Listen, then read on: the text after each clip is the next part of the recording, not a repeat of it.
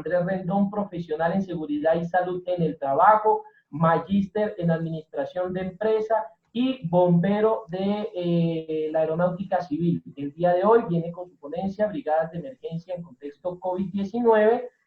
Bienvenido a este segundo Congreso de Seguridad y Salud en el Trabajo en tiempos de COVID. Primer vez que nos acompaña como expositor. Esperamos que se brinden todos los medios necesarios y sobre todo que el Internet nos acompañe para que esta temática se pueda dictar en todo su esplendor. Así que, Andrés, bienvenido. El auditorio es suyo y bueno, pues absorber conocimiento de todo el que usted nos pueda compartir. Muy buenas tardes. Bueno, muchísimas gracias. Aquí activo un poco la pantalla. Ya hicieron una presentación amplia. Mi nombre es Andrés Felipe Rendón, profesional en seguridad y salud en el trabajo, magíster en administración de empresas, bombero hace 25 años, bombero aeronáutico además hace 21. Frente a este tema de COVID-19 y del SARS-CoV-2, he sido el instructor encargado de la Dirección Nacional de Bomberos para capacitar a todos los bomberos de Colombia. Entonces vamos a hablar de un tema bien interesante y actual, ¿no? Voy a desconectar un poco la cámara para poder tener mayor agilidad en el sistema, ¿de acuerdo? Gracias. ¿De qué fecha se hizo esa? Yo tengo una como, es que tengo una que como que la tengo embolatadita. Mauricio tiene el micrófono abierto. Mauricio, por favor. Correcto. Bien, ese es uno de los favores que les iba a pedir a todos. Por favor, micrófonos desactivados para poderle dar continuidad, ¿vale? Bien. Cuando vamos a hablar de brigadas de emergencia en el contexto COVID-19, tenemos que hablar de la actualidad. Tenemos que hablar no solo de la actuación de las brigadas de emergencia, sino de una pandemia.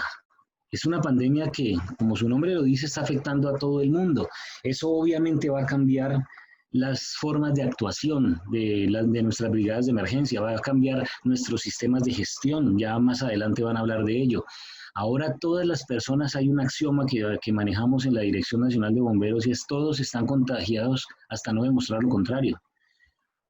Por eso, aunque sea una atención mínima de una persona que esté lesionada, de un rescate que tengamos que hacer, tenemos que tener equipos de protección personal que nos protejan del virus SARS-CoV-2.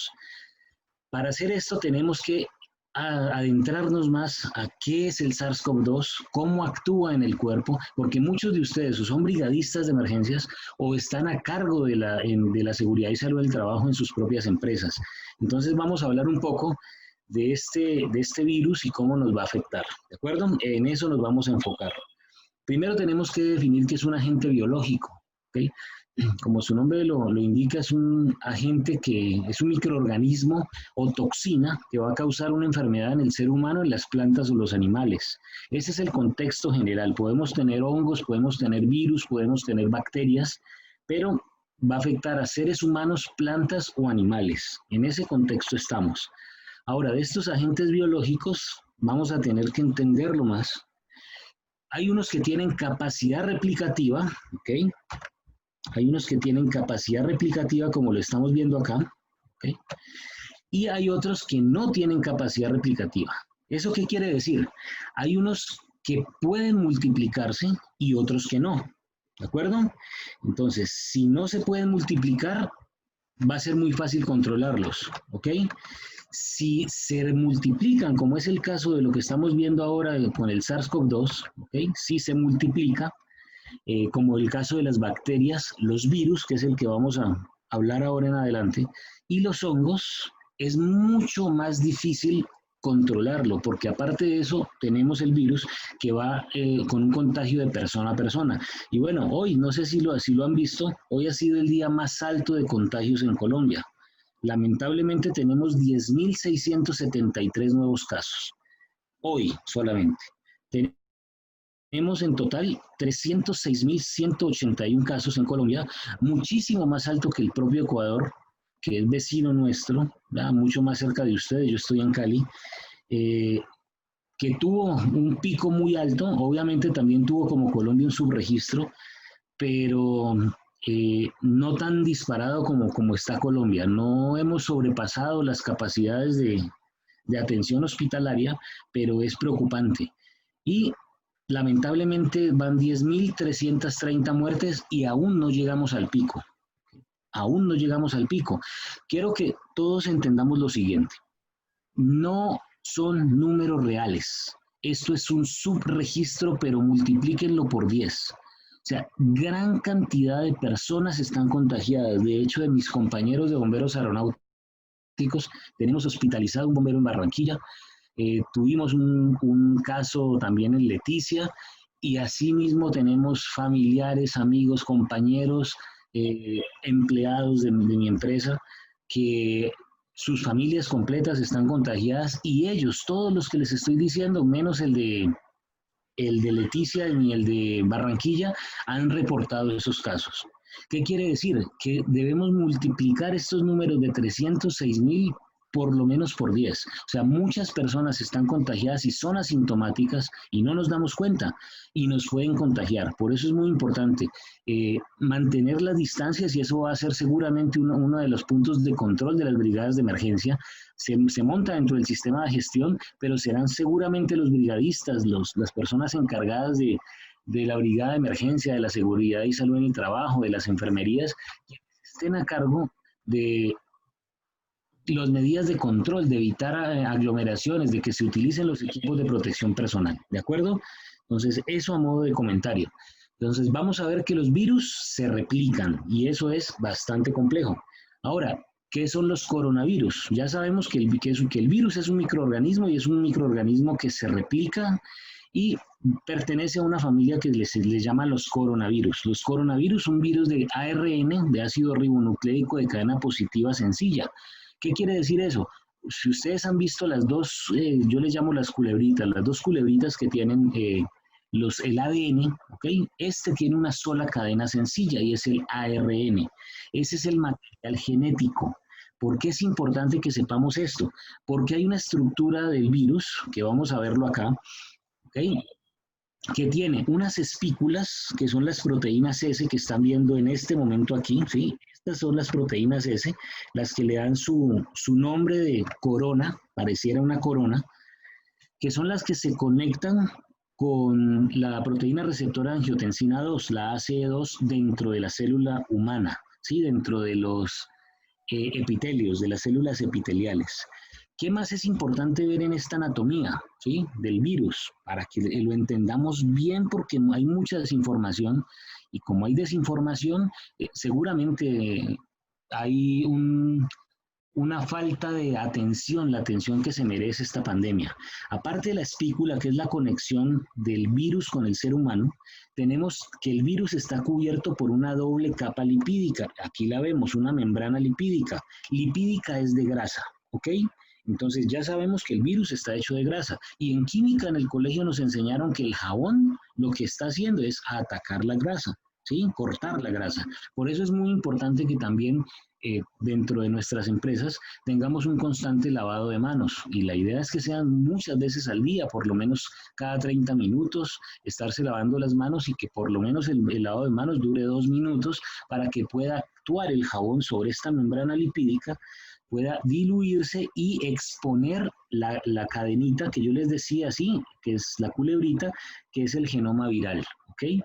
Ahí es donde van a tener unas bases nitrogenadas, solo a modo de, si hay alguien que conozca el tema, pues perfecto, lo va a aprovechar un poco más, que son guanina, citosina, uracilo y adenina, ¿de acuerdo? Esas son las 4 bases nitrogenadas que están dentro de la cadena del ARN sencillo. Esas bases nitrogenadas que se ven dentro, que lo que le está protegiendo es la grasa, ¿sí? No pueden sobrevivir al exterior. Entonces, si le quitamos la protección de la membrana lipídica, exponemos la culebrita, como le decimos nosotros, y va a ser suficiente para que el virus se inactive, ¿de acuerdo? Bien, vamos a borrar un poco acá para poder continuar. Bien. Listo, entonces eso es lo que tenemos que ver de la anatomía del virus. Básicamente es eso. Aquí lo vemos un poco mejor en el gráfico. Vemos que tiene la célula humana y esa célula humana va a tener la proteína receptora de angiotensina 2, la ACE2, la que lo vemos aquí, proteína ACE2, que es la que conecta. Esta es la receptora, ¿sí? Si están viendo, voy a poner el láser. Esta es la receptora y las coronas, o sea, la proteína spike, la proteína S, es la que va a conectar perfectamente. Y miren la cadenita del virus, el ARN sencillo, que tiene, como les digo, las bases nitrogenadas, que es lo que se va a replicar dentro de la célula humana. Entonces, ¿cómo funciona este virus? Se conecta y la célula lo engulle. O sea que el virus va a entrar en la célula y por eso no va a ser reconocido por nuestras defensas. Dándole una orden, esta culebrita le va a dar la orden de replicarse 100.000 copias en 24 horas. Por eso es muy importante detectar los síntomas de forma temprana y empezar un tratamiento. Y el tratamiento debe prolongarse por varios días porque hay una réplica del virus. Sí, esto es exponencial, ¿de acuerdo? Aquí lo vemos. Son en 24 horas 100.000 copias del virus y podemos tener una respuesta hasta de 21 días, ¿ok? Desde el día de contagio. Usualmente los síntomas, ¿sí?, se van a manifestar al día 5, pero hay casos de que se manifiestan en el día 2. Por ejemplo, una amiga que se contagió los manifestó al día 11, ¿sí? Pero podemos tener casos hasta que se manifiesten hasta el día 21, ¿ok? Eso es importante saberlo. O sea, que si una persona presenta síntomas, se vuelve sintomático el día 21, tiene 20 días para contagiar. ¿Ok? Recuerden que el material peligroso con el que estamos trabajando en este momento se llama saliva. Si no tenemos tapabocas, si la persona está estornudando, si la persona está hablando fuerte como lo estoy haciendo yo en este momento, va a generar esa salida de saliva en el escritorio, en los teclados de computador, en las pantallas, en los teléfonos. Por eso hay que reducir en las oficinas el uso de este tipo de elementos y que sea más de uso personal, ¿ok? Entonces, esos teléfonos comunitarios que tenemos por piso, digamos, los de oficinas, la idea es restringirlos, ¿ok? Y hacer una muy buena guía al personal de aseo y limpieza. ¿Para qué? Para que ellos con soluciones desinfectantes se enfoquen en los puntos de alto toque, tales como teléfonos, como manijas para apertura de puertas, como botones para tomacorrientes, para prender las luces, ¿de acuerdo? Eso es bien importante. Entonces, entendamos un poco más cómo actúa el virus, ¿sí? Resulta que esto que están viendo aquí, ¿sí?, desde pronto se ve un poco claro, ¿sí? Pero esto que están viendo acá es el diámetro de un cabello humano, ¿sí? Esto es un pelo, mírenlo acá, 50 micrómetros. Si todo esto que viene acá es un pelo, mírenlo acá, todo esto que es un pelo, y el coronavirus es este punto minúsculo, de hecho más pequeño que el puntero que estoy mostrando, tiene solo 0,07 micras. Imagínense en el tamaño. Entonces, por lo tanto, un tapabocas tampoco es una medida de salvación. El tapabocas lo único que va a hacer es evitar que yo bote saliva y que la esparza en mi sitio de trabajo o en mi casa, ¿sí? Donde esté. Si yo estoy contagiado y no me he dado cuenta, ¿ok?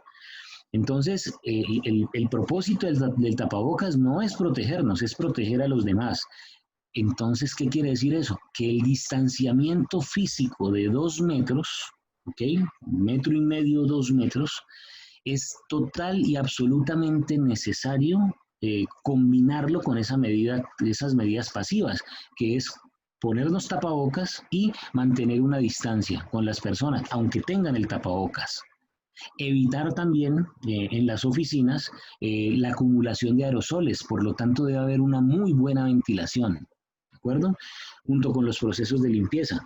Entonces, miren la puntica que está en el centro, okay. Ya lo voy a señalar. Este que estamos viendo aquí es el diámetro del coronavirus y esto es un cabello humano, todo esto es un cabello humano. ¿Listo? Entonces, ¿cuáles son las medidas de contención que tiene el virus? Esto que estoy señalando aquí son los macrófagos y eso hace parte de la primera línea de defensa. Macrófago significa gran comedor. Entonces, lo que va a hacer esto, y ya lo vamos a pasar adelante, ¿sí?, es comerse el virus. Aquí lo estamos viendo, ¿sí? Este es el virus, viene el macrófago y lo que hace es comerse el virus, ¿ok? Lo engulle lo procesa, saca unos anticuerpos y lo expulsa, ¿ya? Ya cuando lo expulsa va a tener una especie de código con el cual ya se puede decir que empieza a generar anticuerpos, ¿bien? Entonces, hasta ahí vamos normal. Eso sería una gripa normal, ¿ok? Entonces, en la primera línea de respuesta que estamos viendo acá, viene el virus, el macrófago lo engulle, ¿ok? Genera unos retratos robots que serían los antígenos, ¿bien? Y si la infección no es grave, como estoy señalando acá, los macrófagos bastan para eliminarla. Cuando la infección no es grave, cuando tenemos un muy buen sistema de defensa, ¿sí? Normalmente, ¿quiénes? Personas que hacen deporte, que no tienen comorbilidades, que no fuman, por ejemplo, que no son diabéticos, que no son hipertensos, ¿sí? Esas personas normalmente tienen un muy buen sistema de defensa y con solo la primera línea, que son los macrófagos, basta. De pronto no generan ni un solo síntoma, pero sí contagian, porque la saliva tiene carga viral, ¿sí? Entonces, si los macrófagos no son suficientes, ¿sí? No consiguen vencer al invasor, se empieza a dar la voz de alarma y vienen los refuerzos. Si esto pasa, es porque la persona alguna comorbilidad tiene o tiene un factor de riesgo, como obesidad, como tabaquismo, ¿sí? Como una enfermedad inmunodepresora, por ejemplo. En ese caso, y normalmente va a pasar, es con los adultos, con los papás, con los abuelos. Entonces, por eso las personas jóvenes deben ser los que más se cuidan. Si no se pudo, entonces con la primera línea de defensa viene algo que llamamos la tormenta de citoquinas, ¿sí? Entonces, la tormenta de citoquinas es que viene una descarga de todo, macrófagos, vienen linfocitos T, aquí lo podemos ver más adelante, ¿sí? Se activa la proteína C reactiva, eleva los niveles de ferritina, entonces se producen más citoquinas, voy atrás otra vez. Al presentarse esa reacción del cuerpo, el cuerpo quiere eliminar eso que se está gestando en su cuerpo, ¿sí? En su organismo. Entonces vienen algunos síntomas. Ahora se han detectado 6 clases de coronavirus, de SARS-CoV-2, perdón, de este SARS-CoV-2, 6 diferentes. Algunos no dan tos, ni fiebre ni malestar. Están dando muchísimos dolores en las articulaciones. Está quitando el olfato, está quitando el gusto. Eso se llama anosmia y ageusia, ¿sí? Está quitando el olfato y está quitando el gusto.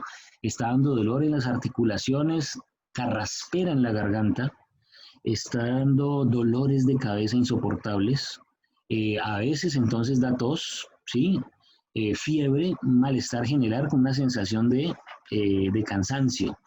Entonces, en el cerebro, en el hígado y en la médula ósea se van a generar esas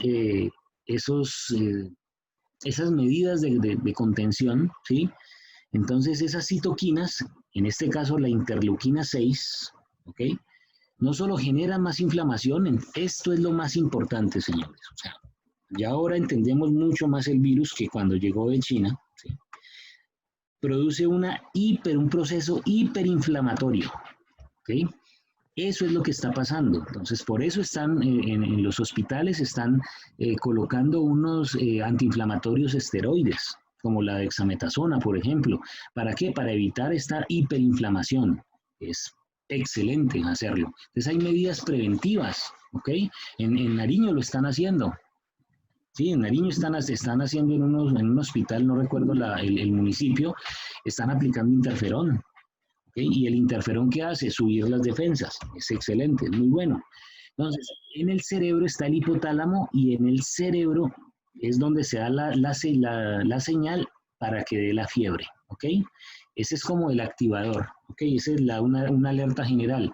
Pero esto, señores, es una medida tardía. O sea, aunque ustedes, el protocolo general de seguridad les exija en la empresa que tengan una estación de toma de temperatura, eso es una medida tardía, porque no a todas las personas les va a dar fiebre, y por experiencia de casos vividos de compañeros y personas que hemos logrado recuperar, ese será tema de otro congreso, que tenían COVID-19, la fiebre les ha dado un solo día, no más. Entonces, una persona que tenga el contagio con el SARS-CoV-2 y desarrolla la enfermedad COVID-19, y pilas con esto es bien importante. Cuando el virus está en el aire, cuando el virus se conecta, pero la persona está asintomática, el virus se llama SARS-CoV-2, síndrome agudo respiratorio severo, y es la segunda cepa. ¿Ok? Porque la primera estuvo en el 2002 en un brote en China. La segunda es esta, que se demoró 17 años en evolucionar para poder conectarse con los humanos y tener una tasa de contagio mayor. ¿Ok? Cuando la persona empieza a desarrollar síntomas, ahí ya es donde tiene COVID-19, que es una enfermedad. Entonces, relaciónenla con el SIDA. El virus se llama VIH, virus de inmunodeficiencia humana.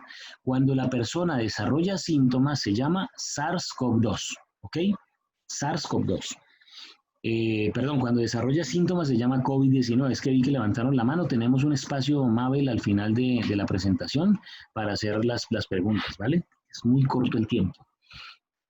Bien, en el hígado se activa la proteína C reactiva y eleva los niveles de ferritina, ¿de acuerdo? Y en la médula ósea se generan más macrófagos. Ahí es donde se empieza a dar la tormenta de citoquinas, porque a medida que se ve más afectado el cuerpo, se generan más macrófagos y entonces viene el colapso y viene el síndrome hiperinflamatorio, ¿de acuerdo? Bien. La segunda línea de respuesta entonces son los linfocitos B, ¿ok? Lanza anticuerpos a todas las partículas y viene como si fuera en un barrio normal una guerra atómica, ¿sí? Entonces empiezan a lanzar granadas, morteros, bazucas, en fin, de todo. Y eso está pasando dentro de un cuerpo que no tiene una muy buena línea de defensa, ¿sí? Que no tiene muy buenas defensas. Entonces la persona empieza a tener problemas de coagulación, se le llama coagulación intravascular diseminada, y esto está generando muchísimas muertes, ¿de acuerdo? Entonces, esa coagulación también se puede alojar en los pulmones y es por eso que tenemos pacientes que están desarrollando un tipo de edema pulmonar y aparte de eso la crisis hiperinflamatoria, ¿verdad? Bien, vienen después las células NK con el único objetivo de destruir esas células, ¿ok? Esos son los asesinos, ¿sí? Por eso son la K de killers, ¿sí? Son los asesinos. Si todo va bien y la persona logró resistir esa guerra dentro de su cuerpo, la persona se recupera. De lo contrario, esa tormenta de citoquinas va a generar la muerte del paciente, ¿de acuerdo?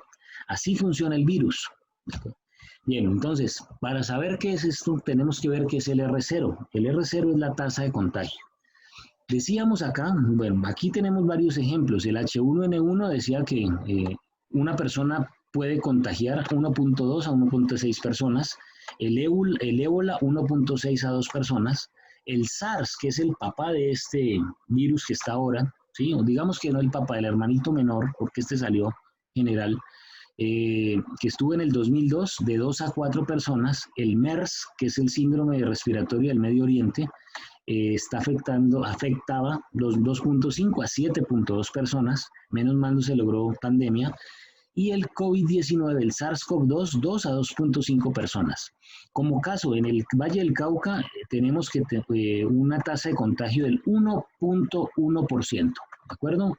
1.1%. Esa es la tasa de contagio que tenemos en este momento en el Valle del Cauca. Está bien, está muy por debajo de lo que es capaz el SARS-CoV-2 de afectar, pero si una persona está contagiada, ¿sí?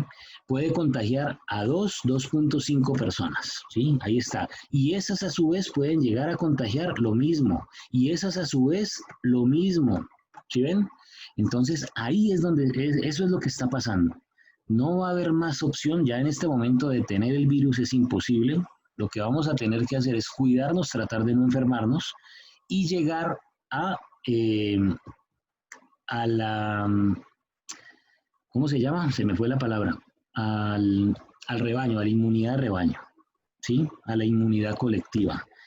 No hay nada más que hacer, ¿sí? Bien, entonces, ¿qué tenemos que hacer en la empresa? Tratar de empezar por aquí, como lo dice cualquier sistema de gestión, eliminar el virus. ¿Es posible eliminar el virus ahora? Bueno, pues cuando lleguen las vacunas, hacer vacunar a todas las personas, pero para eso se va a demorar, ¿okay? Entonces, eliminar el virus en este momento no es una opción. Sustituir el virus, venga, cambiemos el SARS-CoV-2 por uno que contagie menos, tampoco lo podemos hacer, ¿sí? Muy difícil, no se puede hacer. ¿Qué nos toca hacer? Empezar a hacer controles de ingeniería en las empresas. ¿Cuáles? Montar sistemas de ventilación para evitar la acumulación de aerosoles, para que se mueva el ambiente y si una persona estornuda, ese aerosol que se puede quedar hasta 6 horas en un ambiente que no esté ventilado, pues no contagie más a las personas. Instalar filtros de alta eficiencia tipo EPA para que el aire se esté intercambiando y los filtros estén haciendo su trabajo. Señalizar las advertencias, ¿sí? Hacer controles administrativos, puntos de lavado de manos, actuar sobre los sistemas de gestión ahora y empezar a tener rotación del personal, que no todos trabajen a la vez, hacer distanciamiento de los puestos de trabajo, ¿okay? Colocar horarios para que no se saturen los restaurantes o los casinos de las empresas, ¿sí? Las personas que puedan hacer teletrabajo deben ir a hacer teletrabajo de aquí en adelante. Con este virus hay que convivir. Por último, utilizar los equipos de protección personal. En este caso serían los tapabocas. Ideal pues que las personas tuvieran sus gafas normal, lentes, ¿sí? Pero si todos tienen tapabocas, si tienen un distanciamiento, tienen un muy buen sistema de ventilación como un control de ingeniería, pues sería suficiente, ¿no? Para controlar el riesgo y evitar este tipo de reuniones que se hacen normalmente en oficinas, puertas abiertas, ¿no? Okay. Entonces, vienen esos controles que son pasivos, que hay que montar en las empresas. Enseñarle a las personas que no se deben quitar los tapabocas. Hay personas que se quitan tapabocas para estornudar y eso no está bien. Y aparte de eso, buscar que si algo va a salir de esa producción de saliva en el estornudo, y lo hagan en el pliegue del brazo, mantener una muy buena ventilación natural, evitar el contacto con otras personas manteniendo un distanciamiento social como están estas dos personas acá, ¿sí? Y la higiene personal es bien importante. No lo van a creer, pero la barba es un factor decisivo de donde se va a acumular mucho más. Las personas se soban la barba y ahí es como para qué están los vellos nasales, precisamente para retener partículas. Lo mismo, la barba va a ser exactamente lo mismo. Cuando la persona se toque la barba, va a volver a tocarse la cara. Señores, 500 veces son el promedio que una persona se toca la cara en un día. 500 veces. Entonces, la mayoría de los contagios no se están dando por inhalación, se están dando porque tocamos una superficie que tiene el virus y nos pasamos la mano a la cara. Recuerden que el virus solamente va a entrar por ojos, o sea, por las conjuntivas, células epiteliales, por nariz y por boca, única y exclusivamente. No va a pasar nada en la mano, no va a pasar nada en la piel, en el brazo, no pasa nada. Es que lo llevemos a esas células epiteliales, ¿de acuerdo? Dentro de los controles pasivos seguimos hablando de los 2 metros de distanciamiento. Miren por qué. Aquí vienen partículas que son muy grandes en un estornudo y van a caer a 1.5 metros. Pero hay unas partículas que son mucho más pequeñas que van a poder, que son un poco mayor a 0,1 milímetros, ¿sí? Y unos aerosoles que van a ser menor a 10 micras y van a quedar en el ambiente. Si no tengo una ventilación adecuada, van a permanecer. En un estudio que hicieron los japoneses dice que hasta 6 horas, ¿ok? Entonces es por eso que necesitamos distanciamiento físico y los aerosoles, y buena ventilación para evitar los aerosoles. Ya dentro de los controles activos ya vendría la protección respiratoria, la protección para la cara. ¿Por qué para la cara? Precisamente para evitar que llegue a la nariz, a la boca y a los ojos, ¿sí? ¿Por qué protección para las manos? Porque la idea es que aprendamos a que no toquemos con las manos con guante, no toquemos la cara. Es por eso únicamente. No porque el virus entre por las manos, porque eso no es verdad. ¿Por qué protección para la piel? Por lo mismo, para evitar que en esos poros, en esa superficie porosa que es la ropa, las fibras, los textiles, se acumule el virus y nosotros lo llevemos para la casa, ¿ya? Y llevemos a hacer contaminación cruzada. ¿Por qué protección para los zapatos? Para no servir como partículas acarreadoras. ¿Okay? Si una persona escupió en la calle y yo voy caminando, puedo servir como partícula acarreadora si no tengo un protocolo de bioseguridad en mi casa o a la entrada de la empresa. lo que va a pasar es que este virus se va a transmitir y va a ser una contaminación cruzada. Si tienen mascotas, va a quedar en las patas de la mascota, va a quedar en el pelaje de la mascota. La mascota no se va a contagiar. Bueno, hay unos casos de unos felinos que se contagiaron, pero no contagian, ¿sí? No contagian a los seres humanos, ¿sí? Los animales no contagian a los seres humanos. Ellos sirven como acarreadores, ¿de acuerdo? Y cuando vamos a tomar nosotros el gato y vamos a sobar el gato, ahí es donde viene el problema, porque nos pasamos la mano a la cara, ¿de acuerdo? Bien, aquí estamos viendo un equipo de protección personal cuando se va a actuar contra el virus. Aquí vemos un traje de protección, vemos guantes, vemos respirador N95 superior, monogafas, una cápsula para hacer el confinamiento. En fin, si tienen ustedes servicios médicos dentro de las empresas, esas personas deben tener ese tipo de equipamiento para atender a los pacientes. Les puedo decir por experiencia, una de mis empleadas se contagió y el día que generó síntomas, ese día estaba en la empresa. Tos, carraspera en la garganta, dolor de cabeza, fiebre, pero no muy alta, 37.9 empezó a tener. No olía y no percibía sabores. Y fue en mi empresa, ¿ok? Entonces, ¿qué tuvimos que hacer? Trasladarla y hacer un proceso de ozonización para eliminar el virus. Ya vamos a hablar más adelante de eso. Si una persona estornuda, miren lo que puede pasar cuando hacemos un estudio con luz ultravioleta, ¿ok? Recuerden que una persona se contagia, se toca la cara alrededor de 15 veces al día, ¿no? Entonces, si una persona estornuda, miren lo que pasa a la luz ultravioleta, si no tuviéramos protección respiratoria. Por eso, esto es personal de salud. Si ustedes trabajan en una clínica y son de seguridad y salud en el trabajo de una clínica, una ambulancia, o tienen enfermería, deben tener equipo de protección personal completo. ¿Ok? Protección para la cara, ya sabemos que pueden tener máscaras cara completa. ¿Okay? Aquí estamos en una ambulancia haciendo un proceso de ozonización. Lo que ven aquí es un generador de ozono. En este momento yo soy el presidente de Asozono Colombia, que es la Asociación Colombiana de Especialistas en Desinfección con Ozono. Es la verdad, es un gas que vamos a hablar más adelante de él, que elimina completamente los virus, bacterias y todo tipo de microorganismos. Solo a modo de consulta, vamos a ver que los tipos de protección respiratoria que son permitidos, avalados y que contienen el virus son desechables como los N95 o FFP2 o FFP3, ¿sí? O máscaras media cara o máscaras cara completa. ¿Sí? Si yo llevo solamente respirador N95, sea desechable o sea reusable, debería combinarlo con protección para los ojos, ¿de acuerdo? Bien. Esto es bien importante. Las personas están colocándose respiradores N95 y se los están llevando para las empresas, ¿sí? Ahora que hay tanta empresa que está trabajando. No deben permitir ustedes, que son las personas encargadas de seguridad y salud en el trabajo, que entren con respiradores que tengan válvula.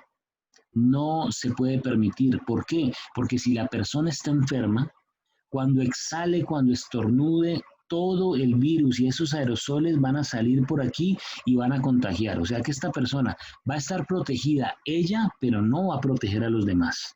¿De acuerdo?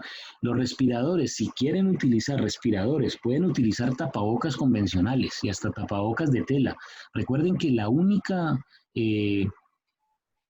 restricción, pues lo único para lo que nos sirve el tapabocas es para evitar el contagio, no más. O sea, para evitar que la salida de saliva mía contagie a otra persona, ¿sí? Estos sí protegen contra aerosoles. Pero la idea es no permitir que las personas se acerquen. Solamente lo debe utilizar personal de la salud, porque ellos sí van a estar más cerca, ¿de acuerdo? Bien. Esto ya lo vimos, unos respiradores reusables, máscaras cara completa con filtros, obviamente estos están sin filtros, deben tener filtros normalmente 70-93 que sean blindados, es el deber ser, ¿sí? Aquí vemos la válvula de exhalación, mírenlo, miren cómo sale, ¿sí ven? ¿Vieron el video? Vamos a repetirlo. Ahí está estas máscaras tampoco se pueden permitir en oficinas, mírenlos, todos tienen válvulas de exhalación, es la persona con una válvula cheque evita que les llegue el virus, pero si esa persona está enferma, lo que va a pasar es que va a enfermar a todo el mundo. ¿De acuerdo? Vuelve y juega. Miremoslo. Miren cómo sale sin ningún tipo de restricción. Lo mismo con las media cara y lo mismo pasa con la cara completa. Entonces, que quede claro que el respirador que se debe utilizar, si van a utilizar respirador, les recuerdo, solo para personal de la salud, es este que estamos resaltando. Es el N95 que no tenga válvula de exhalación. Para los trabajadores convencionales, tapabocas quirúrgico, tapabocas de tela, ¿de acuerdo? Si tienen personal de la salud, estos son los respiradores que deberíamos utilizar, son los recomendados, los 7093. Recuerden esto, 40 horas de uso o 30 días con un adecuado sellado, son recomendaciones hasta del fabricante, ¿sí? Pilas con esto, si se empañan las gafas no hay sello. Y este tipo de respiradores deben tener sello. Bien, a modo de información, ¿qué significan las letras? ¿Por qué N95? Porque no resiste a sustancias oleosas y porque tiene 95% de capacidad de filtración. Bien, pueden también encontrar ustedes en el mercado R95 o R100, que sí resiste a sustancias oleosas y tiene un 99.97% de filtración. Eso significa el 100, que tiene 99.97% de filtración. Y la P significa que es muy resistente a sustancias oleosas. ¿De acuerdo? Aquí estamos viendo unos modelos. Vamos a avanzar que ya estamos muy cortos de tiempo. Bien. Aquí vemos que hay unos respiradores europeos. Lo voy a rayar. No sirven los FFP1, no sirven, ¿sí? Si a ustedes les llega a un pedido que hayan comprado en Europa, una donación, lo que sea, no pueden ser FFP1, no sirven, solo tienen el 78% de capacidad de filtración. Les va a servir si son FFP2 o FFP3, ¿de acuerdo? Bien, ok. Este tipo de respiradores que tienen ese color como verde esmeralda son respiradores exclusivos para uso médico. Estos respiradores fueron diseñados por esta empresa 3M para tuberculosis, básicamente, para que el personal de salud se protegiera contra la tuberculosis. Obviamente también sirve para este virus. El personal de la salud, si tienen enfermería, lo repito, deben usarlo por 8 horas continuas o por una semana con adecuado sello en trabajo discontinuo, ¿de acuerdo? Discontinuo. Bien. ¿Cuál es el tamaño? ¿Cuál es el diámetro de la partícula del coronavirus? Mírenlo acá, ¿sí? 0,1 micras. Y un N95 puede filtrar hasta 0,007 micras. O sea que el coronavirus, este SARS-CoV-2, es fácilmente detenido por un respirador N95. ¿De acuerdo? Bien. Ahora, entre el proceso de descontaminación que ustedes deben hacer ya regularmente, descontaminar varias veces al día con soluciones desinfectantes probadas, ¿ya? Varias veces al día en su empresa. Aparte del lavado de manos, hablamos que esto es un proceso de reducción y prevención de la propagación del contaminante. Es por eso que los protocolos de bioseguridad ahorita están exigiendo que se haga este proceso de descontaminación. Entonces, podemos ver aquí primero, 1, la limpieza y sanitización, solamente con agua y jabón. Expliquémosle muy bien al personal de aseo de nuestras empresas y a nuestros trabajadores que cuando se lavan las manos lo que están haciendo es limpieza y sanitización. Ustedes ya por obligación deben hacer procesos de desinfección con soluciones desinfectantes y ya un ámbito hospitalario van a hacer procesos de esterilización, ¿ok? Bien. La limpieza y sanitización es el nivel más bajo de descontaminación, pero sirve. Reduce significativamente el nivel de microorganismos, se deben usar jabones y detergentes, se deben tener precauciones normales para su uso, como las gafas, los guantes. Recuerden, micrófonos silenciados, por favor. Muchas gracias. Gracias. Tarda más tiempo en inactivar el virus sobre superficie y es ideal sobre personas. No vayamos a echarle ningún tipo de solución desinfectante sobre personas. No se puede, genera algo de corrosión, genera irritación, ¿ok? El uso de desinfectantes es sobre superficies, ¿de acuerdo? Y la idea es que sea sobre superficies no porosas, ¿de acuerdo? No porosas. Normalmente tenemos superficies porosas, claro, por eso tenemos que utilizar otro tipo de elemento que ya vamos a ver más adelante. Hay que dejarlo actuar por lo menos por 5 minutos. Por ejemplo, el alcohol. Muchas personas están aplicando alcohol en las manos.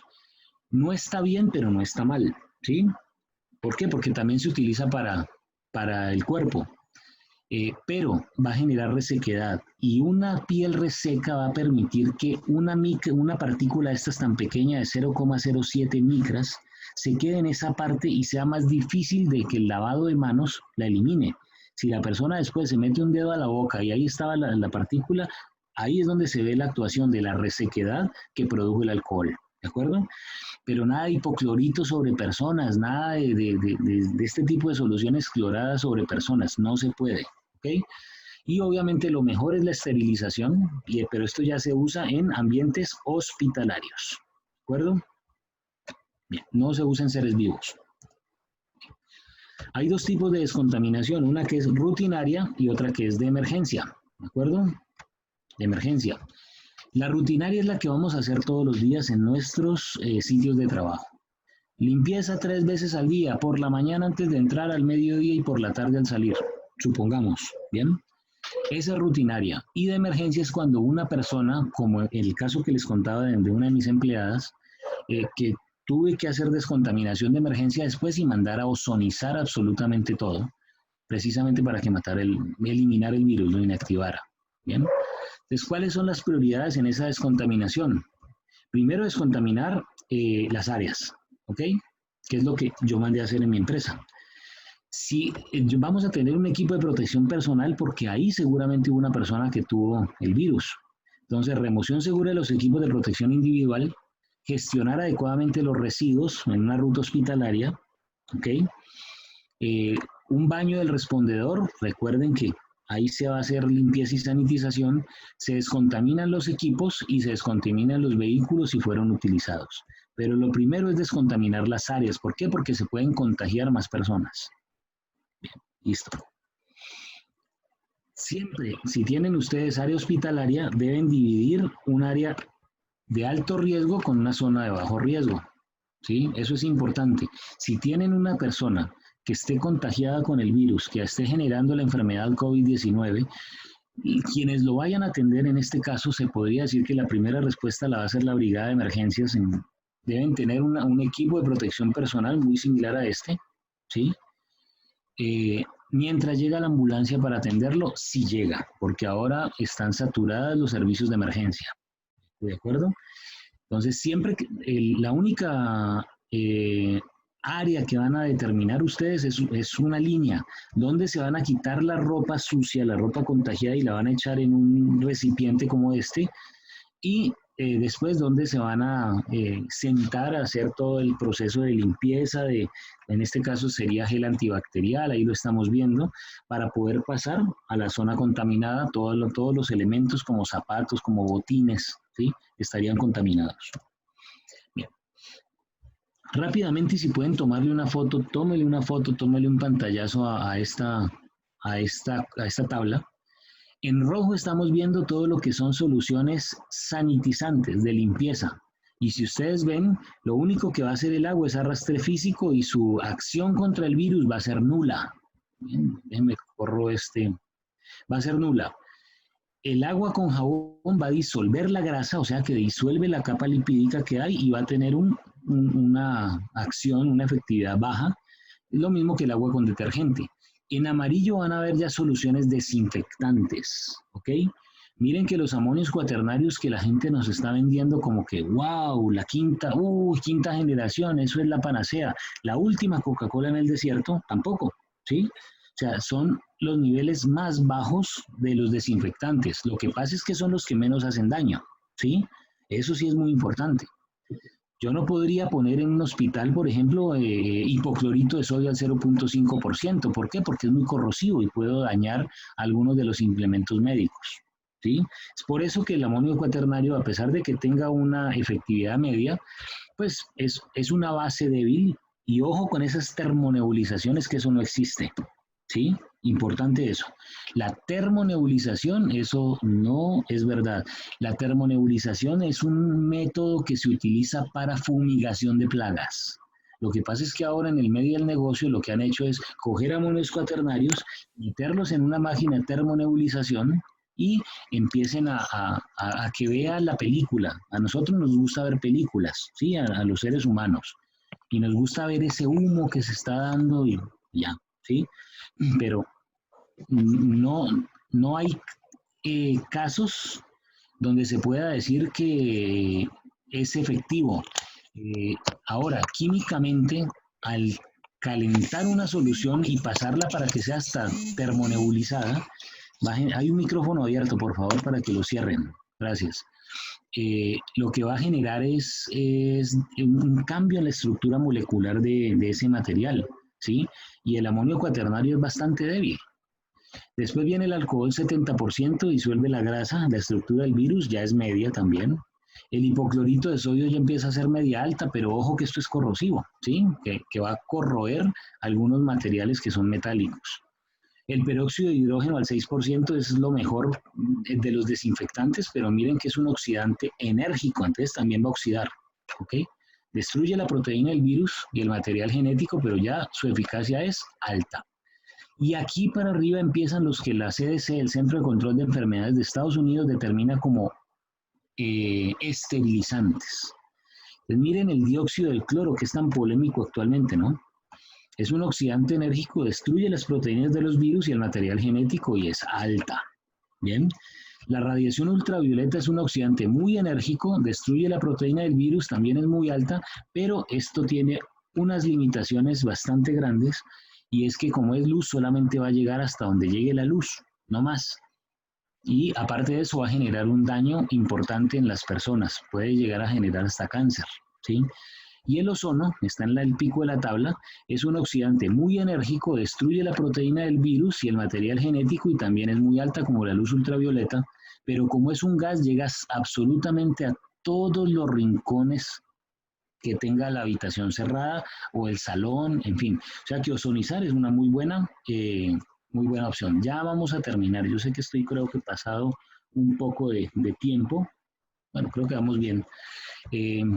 Pero es que es un tema bastante álgido. Entonces, si hablamos vamos a hablar de los dos últimos, ¿sí? Que son los más altos, ¿ok? La radiación ultravioleta y el ozono. La radiación ultravioleta, la UVA, es la mayor cantidad de energía de radiación, perdón, que llega a la Tierra. Esto es lo que va a generarnos arrugas y manchas cuando nos exponemos al sol, ¿bien? La ultravioleta B, o sea, la UVB larga, daña el ADN de la piel, genera quemaduras solares y cáncer, ¿ok? Para esto es lo que nos protegemos y nos aplicamos bloqueadores solares. Y la UVC, que es la que se utiliza para descontaminación, ¿ok? Es la más nociva, la longitud de onda es más corta y enérgica, es dañina para los seres humanos, no llega, mire cómo se queda, ¿sí ven? Esto es la UVC, no llega, se queda ahí y no llega a la Tierra. Es absorbida por la capa de ozono, nunca llega a la Tierra. Esta radiación ultravioleta hay que generarla a través de unas lámparas, ¿ok? Y por eso es que como está diseñada para que estés acá arriba, cuando la ponemos acá abajo nos puede dar hasta cáncer, ¿bien? Es una limitante. Estos son tipos de lámparas que son UVC, lámparas ultravioleta, y la gente como la ve como con iluminación y le gusta dormir con las luces prendidas, duermen con estas lámparas, señores, se están matando, ¿sí? Se están matando. Que es bueno, que tiene una tasa de esterilización del 99.9% y por eso su efectividad es muy alta, sí, pero es muy tóxica, muy dañina para nosotros. Entonces, por eso tiene unas limitaciones, ¿ok? Entonces, si vamos en un cuadro comparativo, en esas desinfecciones que ya ustedes van a tener que empezar a hacer en las empresas, de la UVC con el ozono, el área de cobertura de la UVC puede llegar hasta solamente 500 pies cuadrados. En cambio, el equipo generador de ozono de menor capacidad alcanza 5.000 pies cuadrados. Bueno, hay unos de 3.500 pies cuadrados, pero son, la verdad, menores. La duración de la lámpara es de 50.000 horas y un generador de ozono de 10 gramos por hora tiene hasta 20.000 horas la duración del plato de ozono.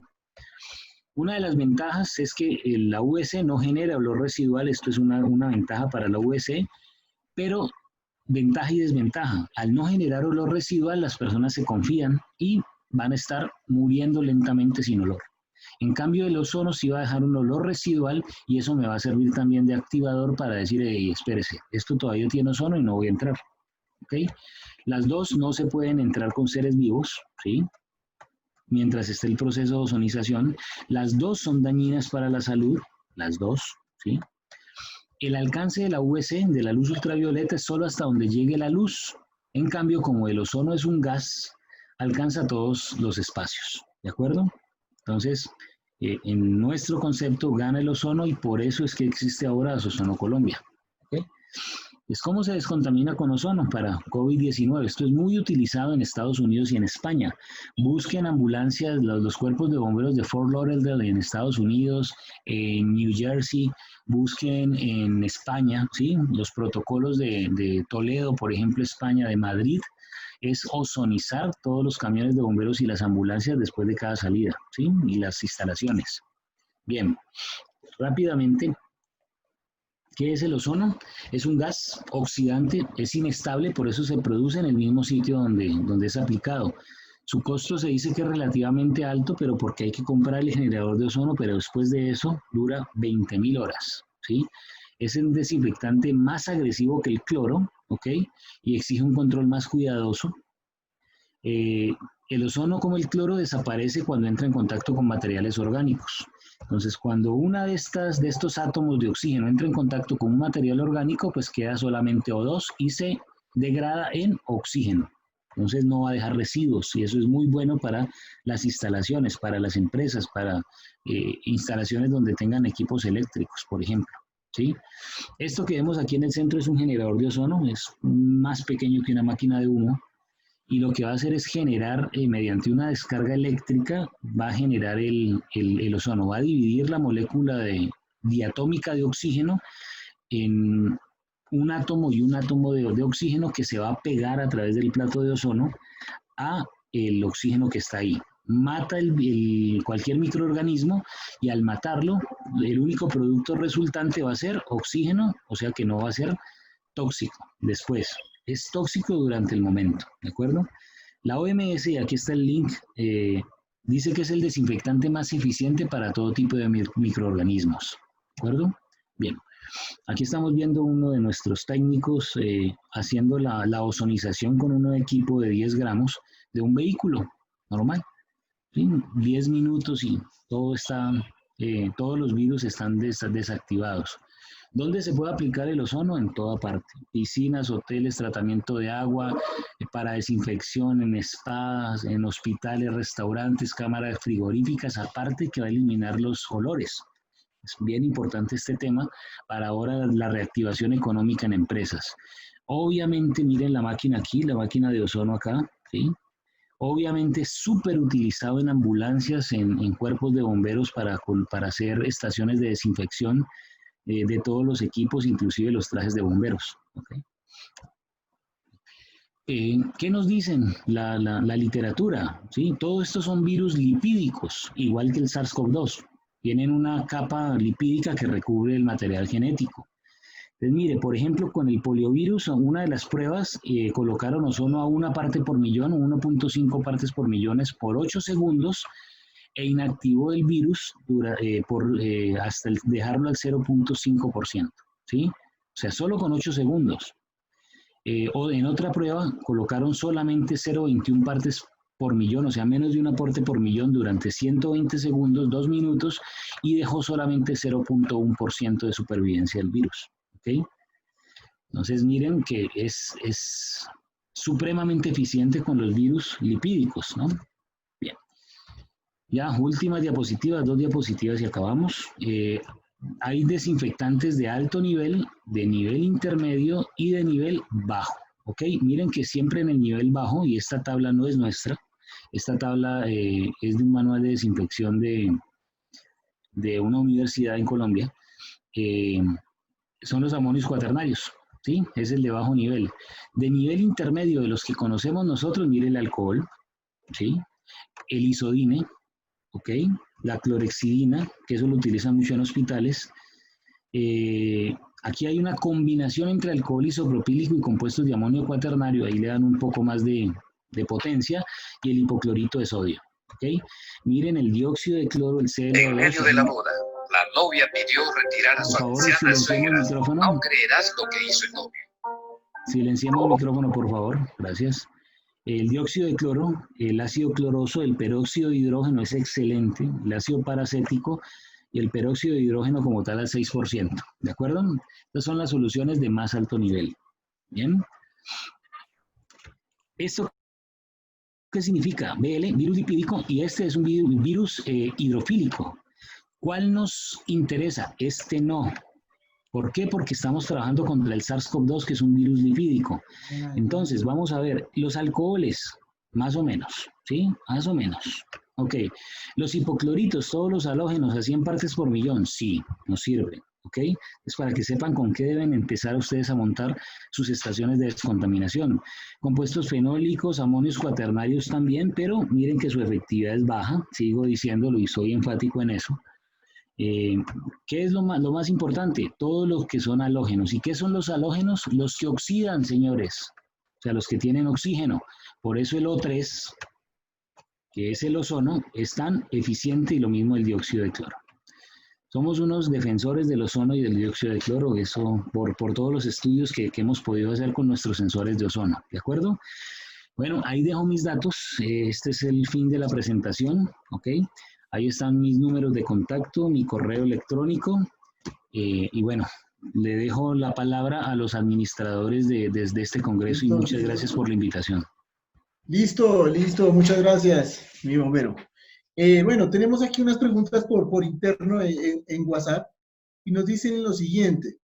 O sea que deberíamos nosotros, si una brigada de emergencia hace una atención a un accidentado, aplicar procesos de sanitización y desinfección del equipo que estén utilizando.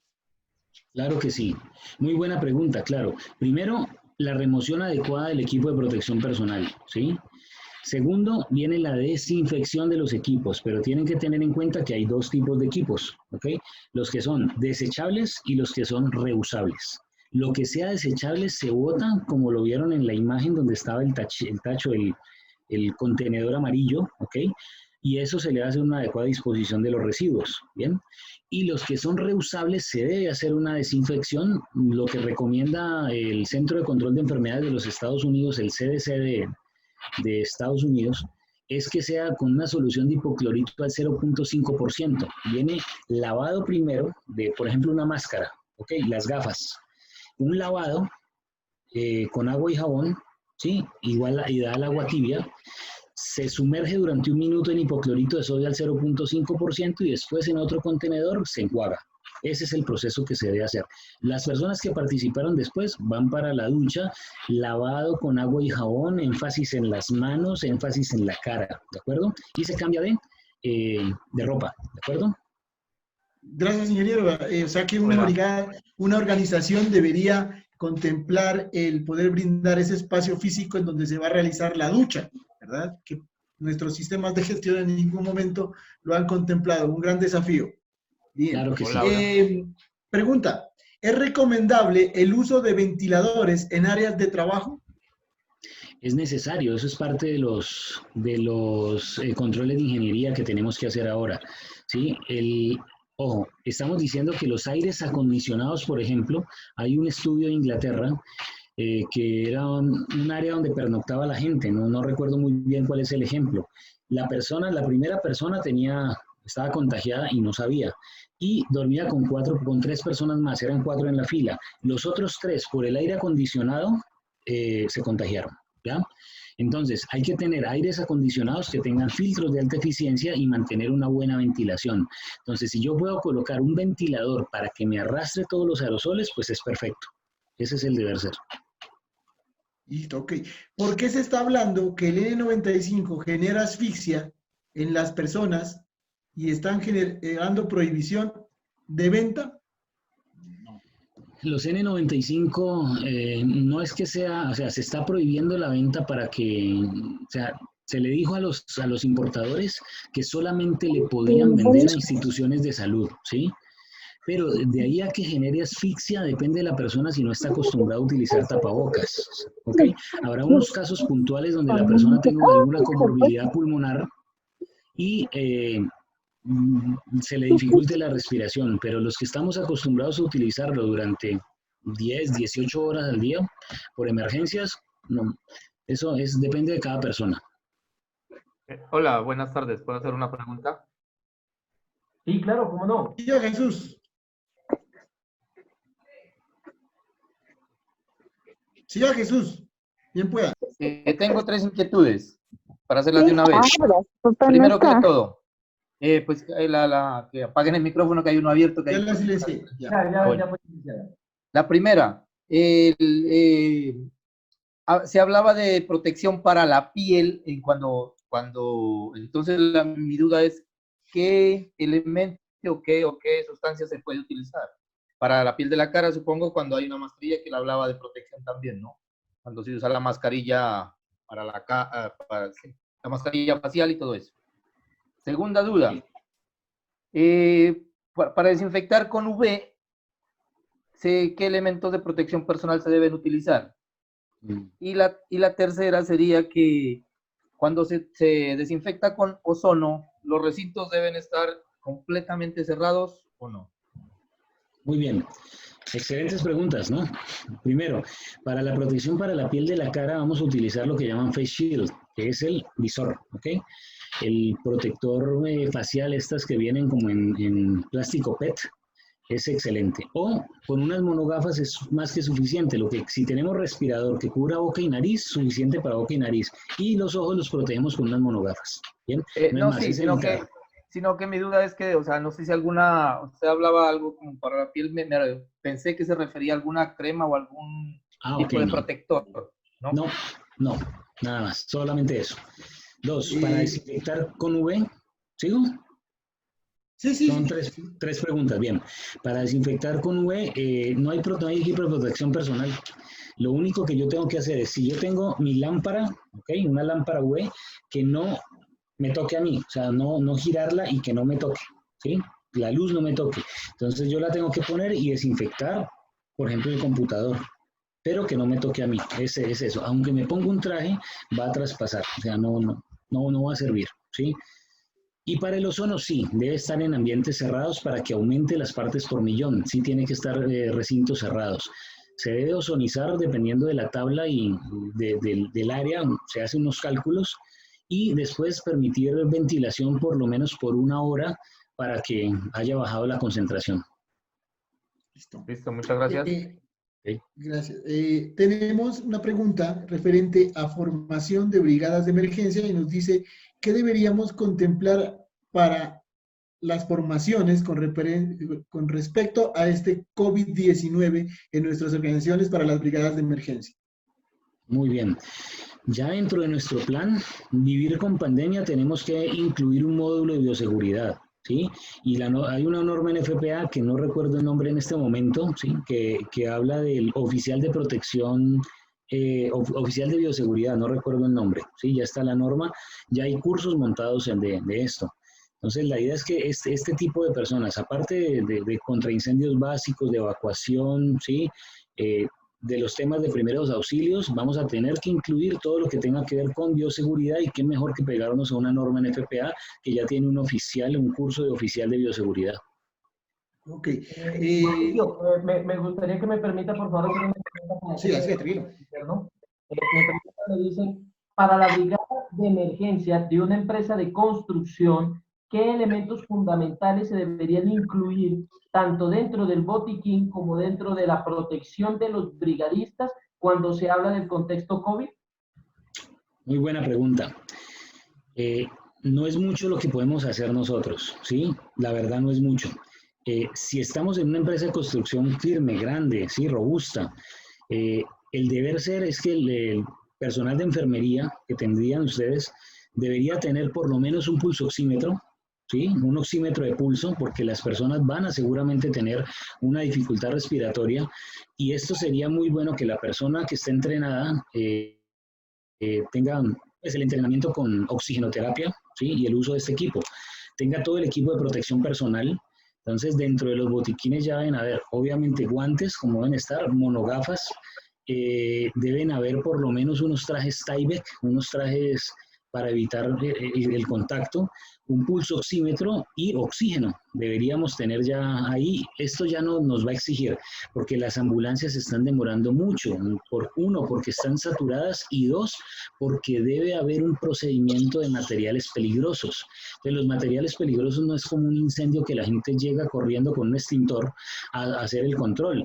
Entonces ya es suave, espérese, están ahí a 50 metros, es que se está ahogando, no importa, yo tengo que tener mi procedimiento, me voy a equipar, me pongo mi máscara, me pongo mis gafas, y eso va a deteriorar el estado de las personas. Entonces, sí, dentro de esos primeros respondedores deberíamos tener por lo menos ese equipamiento básico. Hay una pregunta: ¿cómo se pueden realizar la desinfectar para reusar los N95? Ok, ese tema es álgido, ¿sí? El fabricante dice no lo recomiendo, ¿ok? Pero por debajo de cuerda dice, en momentos de pandemia, lo máximo que podemos hacer es rotación, ¿ok? Rotación. Yo voy a dar dos consejos. Primero, rotémoslos. Normalmente con 4, ¿ok? 4. Si tengo 4 respiradores N95, yo voy a tener 4 recipientes, ¿sí? Donde los voy a guardar y van a estar cerrados. Sí, esos recipientes donde, no sé, hacemos la gelatina, ¿ok? Donde quepan el N95 que no se deforme. Entonces lo voy a guardar, lo uso un día y lo guardo ahí y lo cierro. Y ese lo marco como 1. Al siguiente día voy a coger otro. Voy a tener 4 respiradores y eso me va a durar varios días. Sí, por lo menos un mes, o sea, 4 semanas. El 2 lo utilizo el martes y lo guardo en otro recipiente. El 3 lo utilizo el miércoles, el 4 lo utilizo el jueves y el viernes reutilizo el 1. ¿Por qué? Porque el virus ya se ha inactivado solo. ¿Ok? Eso se llama rotación. Esa es la recomendación que tenemos ahora en tiempos de pandemia. Pero se acaba la pandemia y ya, utilicé una vez un respirador N95 y lo boto a la basura, ¿sí? Pero en tiempos de pandemia, rotación. Y 2, no se le puede aplicar nada, ni alcohol, ni lavar un N95, ni aplicarle hipoclorito, ninguna solución, porque va a dañar el entramado que tenemos de las fibras. Lo máximo que hemos llegado a hacer nosotros, esa está buena, la persona que está preguntando, que si la luz solar sirve. No, recuerden que la luz solar es UVA y UVB larga, no UVC. Entonces no sirve ponerla al sol, no. ¿Qué serviría? La UVC, por ejemplo, ¿sí? La luz ultravioleta C serviría para desinfectar la máscara. Y el ozono, obviamente. ¿Por qué? Porque no va a afectar su entramado. Una cosa es luz y otra cosa es el ozono, que es gas. El peróxido de hidrógeno igual es un líquido y es un material que es muy corrosivo. Ahí estoy respondiendo directamente preguntas en el chat, ¿sí? Ah, ok, en gas. Bien, si no es vapor, ¿sí? Si es gas, no en perfecto. Si es en gas, sirve y es muy bueno el peróxido de hidrógeno al 6%. Serviría en gas, claro que sí. Muy bien. Buena interacción ahí. Tengo otra pregunta aquí, mi querido Andrés, respecto a las brigadas de emergencia. Dice, cuando se habla de brigadas de emergencia para el tratamiento de sustancias peligrosas, tienen una capacitación especial. Usted al principio habló de que la saliva se convierte en este momento en una sustancia peligrosa. ¿Cómo se capacitaría al personal frente al manejo de la sustancia y del contenedor? Muy bien, muy buena pregunta ahí. Ahí va. Habría dos cosas. 1521, muy bien, gracias. Habría dos cosas que tendríamos que ver en las brigadas de emergencia, ¿sí? Uno, el oficial de protección para bioseguridad, específicamente enfocado a todos estos agentes biológicos, 1, y 2, un proceso regular de materiales peligrosos. ¿Okay? Eso es norma NFPA 472 y 1072 ahora, ¿ok? NFPA 472 y 1072. Ese proceso tiene el nivel advertencia, el nivel operaciones, el nivel técnico y un nivel comandante de incidentes, ¿sí? Entonces, en este caso, ¿qué decimos que es saliva? ¿Sí? El material peligroso sería la saliva. Recuerden que un material peligroso es todo líquido, sólido o gas que tiene la propiedad de dañar a personas, bienes y ambiente. En este caso, el líquido es saliva. Ese es el líquido. ¿Okay? No estamos hablando de ácido sulfúrico, de ácido clorhídrico, no, es saliva. La saliva va con una carga viral. Entonces, eso es importante que las brigadas de emergencia que ya tienen información de hazmat, de materiales peligrosos, lo entiendan. ¿Bien? 2. ¿Quién es el contenedor? La persona. ¿Sí? ¿Por qué hablamos del contenedor? Porque un incidente que involucra materiales peligrosos es salida no controlada de un material peligroso de su contenedor. Eso es incidente con materiales peligrosos. ¿Ok? El contenedor es la persona. Cuando una persona estornuda, cuando una persona tose, cuando una persona habla y bota saliva, hay una salida no controlada del material peligroso de su contenedor. ¿De acuerdo? Entonces, ¿cómo se tendría que hacer la contención? ¿Sí? Con un tapabocas. Y eso es lo que estamos haciendo contención. La contención, recuerde que si tengo un autotanque de ácido sulfúrico, ¿sí? O de ácido clorhídrico, de peróxido de hidrógeno, yo voy a colocar un tapón en el orificio del contenedor. Esto es contención, ¿de acuerdo? Ahora, ¿qué es confinamiento? Si es un derrame de hidrocarburos, por ejemplo, voy a colocar unos absorbentes, unos rollos absorbentes, unas medias, unos socks, para mantener ese material peligroso ahí, aislado y que no llegue a otro sector.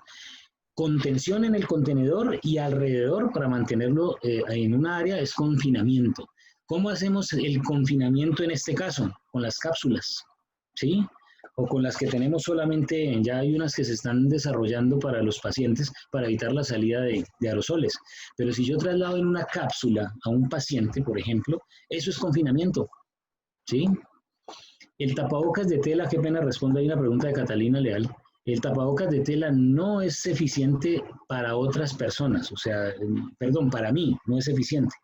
Lo único que va a hacer es evitar que si yo tuviera esto, me sirve, es evitar que mi saliva contagie a otros. Pero no es que, me puse el tapabocas de tela, ahora sí vénganse aerosoles, no sirve. Van a pasar los aerosoles normalmente y la persona se va a contagiar si no respeta su distanciamiento físico. ¿Ok? Aunque sea antifluido, no le va a detener. Si a duras penas el N95, que está hecho para el 95% de retención, se ve a gatas para retener aerosoles, el tapabocas antifluido únicamente es para evitar la salida de saliva, no para más. Ya. ¿Okay? Bueno, tengo una consulta más a nivel personal, mi querido ingeniero Andrés. Teniendo en cuenta que usted me habla ya del tema del contenedor, material peligroso y todo esto, y ya lo entendemos un poquito mejor sobre cómo se aplica, porque uno lo analiza, como usted dice, un recipiente que contiene ácido o algo así, pero cuando uno habla de una persona, uno queda como, bueno, ¿y aquí cómo es la vuelta? Claro. Me surge la siguiente duda. ¿Sería entonces que las organizaciones, cuando hablan de brigadas de emergencia para prevenir el COVID-19, ¿sí? Perdón,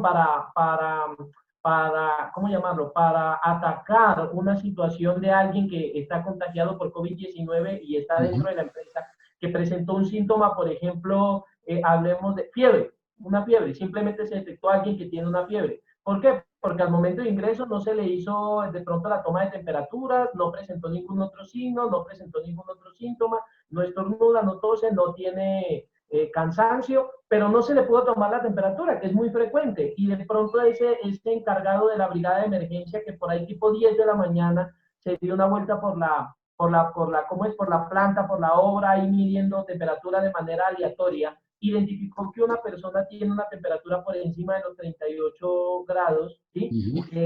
¿Cómo actuaría? O sea, ¿tendría él que hacer ese proceso de confinamiento en la cápsula? ¿O cómo sería ahí el proceso? Es una duda que me surge. Bien. Ya estuvimos trabajando en una empresa grande, Jerónimo Martins, que son los dueños de Almacenes Sara, en los 6 centros de distribución de alimentos que tienen en Colombia. Están en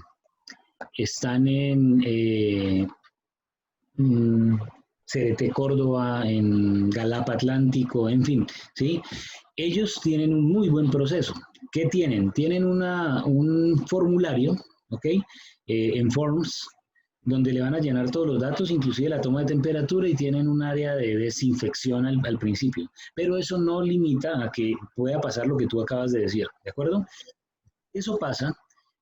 Lo único que tendríamos nosotros que hacer es, a través de un médico, si tenemos un médico de salud ocupacional dentro de la empresa, llamarlo y hacerle el proceso de contención, o sea, colocarle un tapabocas, ¿sí? Ahí sería o tapabocas quirúrgico, y si tenemos mejor un N95. Aislar a la persona normalmente se está haciendo en un espacio que sea cerrado, pero con ventilación hacia afuera. Esperar al concepto del médico ocupacional, que hay una lista de chequeo en la página del Ministerio de Salud, ¿sí? Lo que tú acabas de decir, solamente tiene fiebre, ok, no tiene tos, no tiene dolor de cabeza, no tiene pérdida del olfato, ok, no tiene, tranquilo, que eso es otra cosa, y vaya a su EPS, ok, ¿ya? Pero lo que hay que hacer es el aislamiento de la persona y la contención con el tapabocas antifluido. Y muchísimas gracias por su invitación. Y bueno, estoy atento, ahí tienen mis números telefónicos.